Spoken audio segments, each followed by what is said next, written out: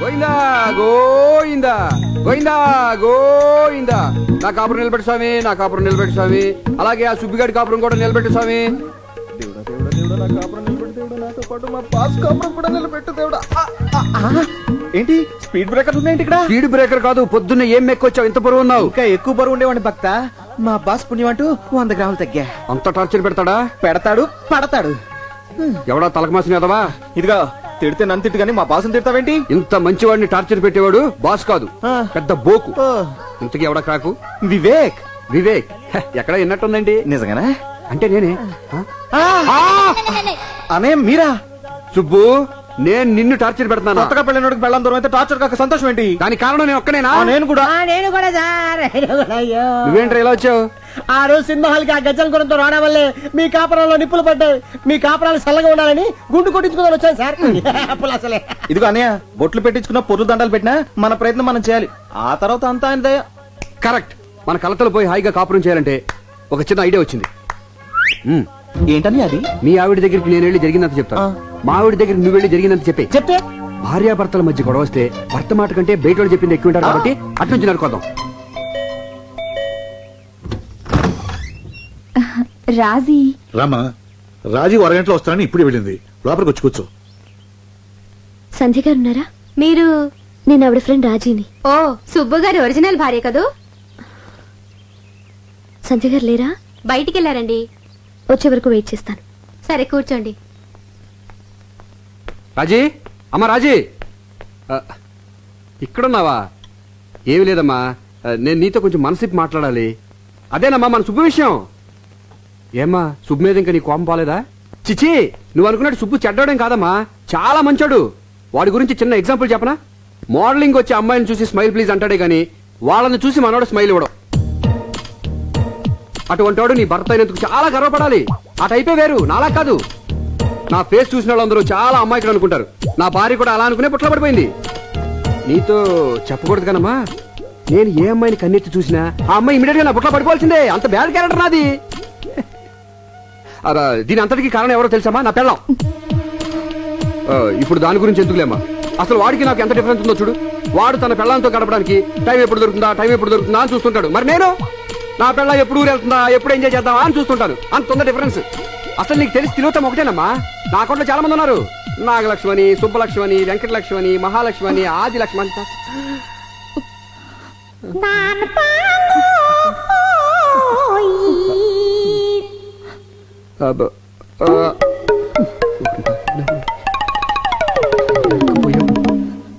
వదినా, ఇక్కడున్నావా? వదినా, అన్నయ్య బేసిక్ గా చాలా మంచివాడు. మంచితనానికి ప్యాంటు షర్టు వేస్తే అచ్చు వివేక్ అనేలా ఉంటుంది. అసలు మనం గుడి వరకు వెళ్ళనవసరం లేదు. అన్నయ్య చుట్టూ 3 సార్లు తిరిగితే చాలు, అంతే పుణ్యం. అసలు తప్పంతా నాది, అనాల్సింది నన్ను. నేను నువ్వు అనుకున్నంత మంచివాడిని కాను. ఏ అమ్మాయి కన్నా చిటికలో లైన్ వేయగలను. అందుకే యాడ్ ఫీల్డ్ సెలెక్ట్ చేసుకున్నాను. అంతెందుకు వదినా, మన రాజుని కూడా ఇలాగే ట్రై చేశాను. కానీ అన్ని పెళ్ళాక నేను మొండికేసరికి తప్పలేదు, తాళి కట్టాను. తనకు అబద్ధాలంటే పడవంటదినా, తెగ బిల్డప్లు ఇచ్చేసేది. అసలు పడింది నా అబద్ధాలు కుదినా. నువ్వు అందంగా ఉన్నావంటే చాలు పొంగిపోయేది. కొన్ని విషయాలు మీ దగ్గర చెప్పకూడదు కానీ వదినా, ఆ రాజ్యం అంత ఈజీగా నా లైన్ లో పడుతుంది అనుకోలేదు. ఓన్లీ 3 సిట్టింగ్సే కట్ చేస్తే నా ఒళ్ళో ఉంది. దాంట్లో ఎంతమంది నా ఒళ్ళో పడ్డారో తెలిస్తే దాని గుండెలు ఆగిపోవు. తెలుసు.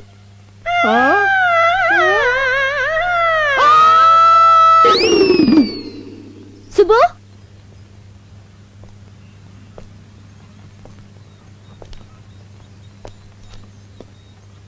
తమ్ముడు. ఇంకేం తమ్ముడు?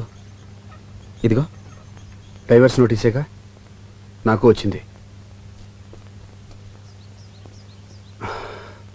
నన్ను క్షమించు సుబ్బు. క్షమించడానికి, అభినందించడానికి ఇంకేం మిగిలింది? నీ కాపురం నిలబెట్టుకోవడం కోసం నా కాపురం కూల్చేశావు. నీకు న్యాయమా? నిన్ను నమ్మి నువ్వు చెప్పిందల్లా చేశాను. ఇదిగో చివరికి ఇది మిగిలింది. బంగారం లాంటి నా పెళ్ళం కూడా నన్ను వదిలేసి వెళ్ళిపోయింది. ఇలాంటి పరిస్థితి రాకూడదని ఆ రోజు ఒకే ఒక అబద్ధం వాడాను. చాలు. ఒక అబద్ధం 1000 అబద్ధాలకు దారితీస్తుందంటారు. అబద్ధాలు చెప్పి ప్రాణాలు నిలబెట్టచ్చేమో కానీ కాపురాలు నిలబెట్టలే. ఆ సంగతి ఇప్పుడేగా తెలిసింది. తెలిసేటప్పటికి తెల్లారిపోయిందిగా. అసలు దీని అంతటికీ కారణం ఆ సాంబిగాడు. సాంబిగాడా? ఎవడా బ్రోకరు? వాడే లేకపోతే దూరం వచ్చేది కాదు. పైగా వాడి మాట్లాడితే మీ వదినకి వేదవాకు. అందుకే వాడిని అర్జెంట్గా ఇక్కడ రమ్మని చెప్పి వాడి నోటితో నిజం చెప్పించేసి ప్రాబ్లం సాల్వ్ చేసుకుందాం. ఎక్స్క్యూజ్ మీ, ఈ నెంబర్ ఎక్కడ చూసినట్టుందా? ఇదిగో రాత్రికి వచ్చేస్తున్నాను, రెడీగా ఉండే. ఏంటి రెడీ? ఆడ మగ తేడా లేకుండా. నేను రా వివేక్ని. నువ్వా? ఎవరితో తెలిసిన నెంబర్ లో ఉంటే అమ్మాయి అనుకున్నాను రా. నీకు విషయం తెలుసా? నాకు ఫోన్ చేసిన మొట్టమొదటి మాట్లాడి నువ్వే. అసలు ఇంతకీ నువ్వు ఎక్కడ ఉన్నావు? నయాగరా హోటల్ స్విమ్మింగ్ పూల్ లో విత్ గర్ల్స్. మేము ఇక్కడ గోదాట్లో కొట్టుకుపోతుంటే నువ్వు నయాగర్లో అమ్మాయిలతో స్నానం చేస్తున్నావా? అర్జెంట్గా ఇంటికి బయలుదేరి వచ్చాయి. అయ్యి బాబాయ్, ఇక్కడ సంతకాలు పెట్టాల్సిన ఫైల్స్ చాలా ఉన్నాయి. వచ్చేటప్పుడు నీకు ఏం తెమ్మంటారా? ఒక శవపేటకి తీసుకురా, నిన్ను కప్పెడతాకి. ఏమైందిరా? ఏమైంది అంటావేంటారా? ఇక్కడ చాలా ప్రాబ్లం ఇరికిపోతాను. అసలు ఏం జరిగిందో చెప్తా విను.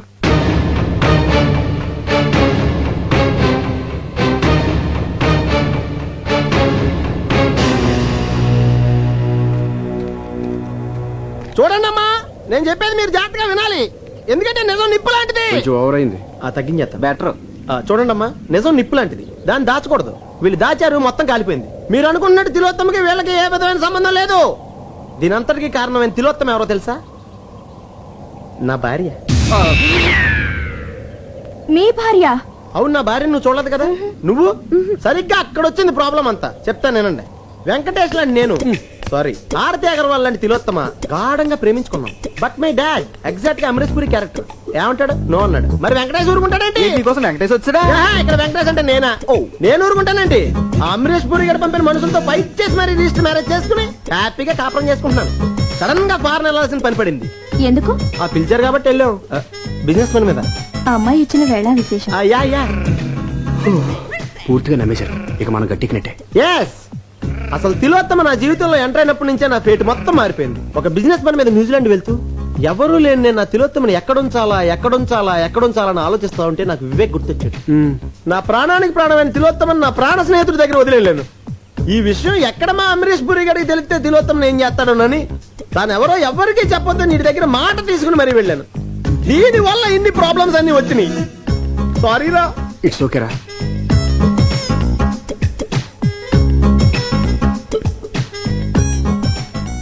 తప్పంతా నాది. తేగ నిలువుగా పాకితే పందిరిదా తప్పు, వీణ వంకరగా ఉంటే వాయించేవాడిదా తప్పు. సంబంధం లేకుండా మాట్లాడుతున్నారే. సంబంధం ఉంది. తిలోత్తమ నా పెళ్ళం, నా భార్య, మై వైఫ్. మరి నేనెవరిని? హే, హూస్ ఆన్ ద లైన్? ఎవరండి మీరే? నీ పెళ్ళాన్ని. గాలి ఎక్కువ కొట్టాడు, బర్స్ట్ అయిపోయింది. నువ్వు ఇంటికి లేట్ గా వస్తే ఎందుకు లేట్ అయిందని నిలదీశానా? బెడ్రూమ్ లో అమ్మాయి ఉండి లేదనిపిస్తే పిచ్చిదాన్ని నమ్మేశాను. అలాంటి నన్ను నీకెలా మోసం చేయాలనిపించిద్రా? హే, యాక్చువల్లీ వాట్ చిల్ హ్యాపెండ్? అమ్మాయి, నువ్వు చెప్పేది ఇప్పటికీ నిజమని నన్ను ఎలా నమ్మంటావు? ఈ ఒక్కసారి కవర్ చేయవే ప్లీజ్. రాలిపోయిన పువ్వు ఒక్కసారి అతుక్కోమ్మంటే అతుక్కుంటుందా? మనసుంటే ఫెవికల్ ట్రై చేయొచ్చు నీ కదా. మొహం, నీతో కాపురం చేయడం నా వల్ల కాదు. అలా చెప్పండి మేడం. ఆడవాళ్ళని చీట్ చేసే ఇలాంటి మగాళ్ళని నిలబెట్టి కాల్ చేయాలి. నీకే ఎన్నైనా చెప్తావు, తర్వాత కాళ్ళు అట్టు వాళ్ళకి సావాలి మేము. అంత అవసరం లేదు. ఏ? మీ హస్బెండ్ కూడా డైవర్స్ నోటీస్ పంపిద్దాం రండి.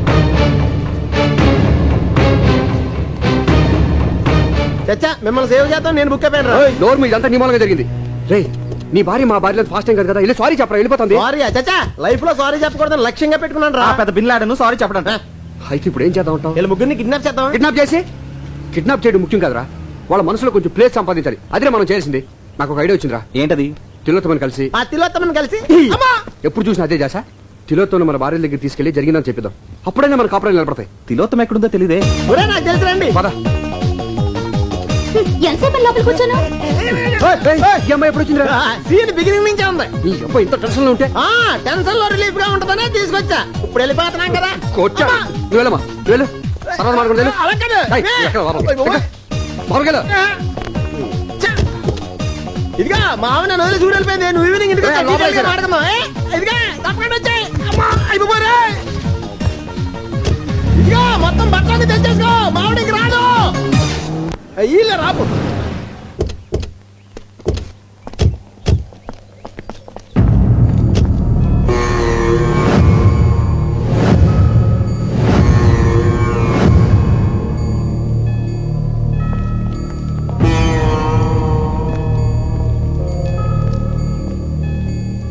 ఏమైందండి? ఈ అమ్మాయి ఏలూరు నుంచి వచ్చిందండి. తిండికి లేక బాధపడే ఫ్యామిలీ వాళ్ళది.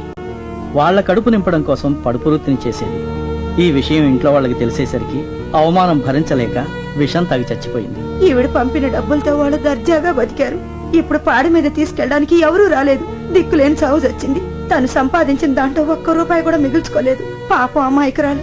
రే, తిలోత్తం మనల్ని ఎన్నోసార్లు కాపాడింది. దేవుడు ఈ అమ్మాయికి ఇలాంటి చావు రాసి పెట్టాడు. ఏ ఆడపిల్లకి ఇలాంటి పరిస్థితి రాకూడదురా. అంత్యక్రియలకు అన్ని ఏర్పాట్లు చేయండి. అట్టాకే బాబు.